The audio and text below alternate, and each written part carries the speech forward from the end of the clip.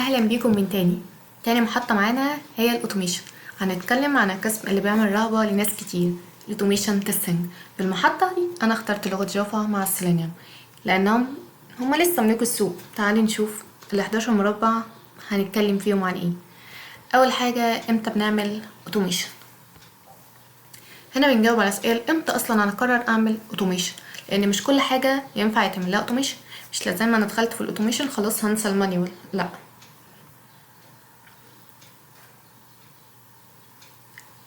ازاي بنعمل الاوتوميشن صح؟ بيبقى عندي بيئة لازم هشتغل على ايه. احنا اتفقنا على انتل جي. طيب بستخدم لغة ايه؟ بستخدم جافا.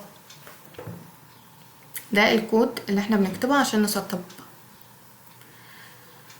اهم حاجة بقى في الاوتوميشن ازاي بوصل لكل العناصر اللوكيتورز. هنا بقى بنستخدم اكتر من طريقة. امتى بنستخدمها؟ يعني مثلا عندي الطريقة السهلة، عندي الطريقة الأكيدة، وده الملف اللي مجمعة فيه كل حاجة. احنا شرحناه في فيديو واحدة بس تمام. برضو ازاي بتفاعل مع الصفحة. انا لو عايز اعمل اكشن، انا بعد ما وصلت للعنصر انا عايز اعمل ايه في العنصر ده؟ عايز اضغط عليه، عايز اكتب فيه، عايز اعرف هو موجود ولا لا، عايز اجيب منه عنوان، انا عايز اعرف ازاي اتعامل معاه. يعني انا بحط نفسي كمستخدم حقيقي، هو لما يوصل العنصر ده هو هيعمل معاه ايه. ده السكرول. طبعا هنا ما بينفعش نستخدم جافا، فبيبقى بستخدم جافا سكريبت. هو كود بسيط انت بتعرفه، ده عشان اقدر اعمل سكرول اوتوميشن لوحده، هو يطلع وينزل. اكتر مشكله بتواجهنا مش عارفين منين وهي السرعه. ساعات المتصفح بيبقى سريع جدا، فالاوتوميشن التست يبوظ. طب ليه؟ هل انا عملت حاجه غلط؟ لا، الفكره ان انا بس كنت المفروض استنى شويه. فبيبقى عندي اكتر من نوع للويت. حالات بقى معقده، انا مثلا يبقى عندي فريم او عندي اليرت بتظهر وانا لازم اعمل لها اكسبت او لا، او هكتب فيها حاجه. فده بيعلمك ازاي تتعامل مع الحاجات الرخمه اللي بتظهر فجاه في الويب سايت. نيجي للتستنجي.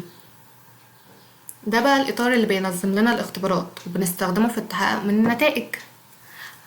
أنا مثلا بيقولي أنت عندك كام تيست فيل، كام تيست باص. بعد ما يخلص هو يقولي كده. دي برضو ان انا باخد سكرين ويقولي هي الصورة مطابقة ولا لا. كل ده اوتوميشن، انا معملش حاجة. تخيلين؟ ده مثال عملي كجزء بسيط من التست، عشان مثلا لو عايزين تجربوا، عشان الشرح بس مش مجرد نظري. عندنا عملي متكامل هتطبق فيه كل اللي فات وعلى موقع حضر.